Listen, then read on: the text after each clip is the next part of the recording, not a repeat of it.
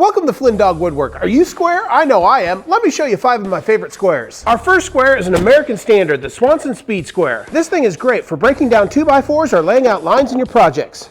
My next square is a little mini positioning square. With its tiny footprint, it's perfect for setting up things like your table saw blade. Next up, we have another American classic, the Swanson Combination Square. This square is also great for setting up those lines on your project or creating those perfect 45-degree angles. This square is also great for determining the exact depth of any piece. Next up, we're getting into the red with my favorite square of the bunch, the Woodpeckers 642. This square will support itself with its uniquely designed lip and is perfect for scribing out layout lines on your project.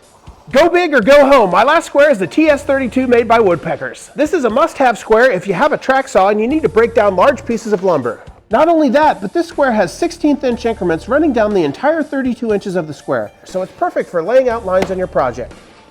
Thanks for checking out these squares with me today. Make sure you hit that subscribe button and check me out on YouTube at Flynndogg Woodwork. Take care, y'all.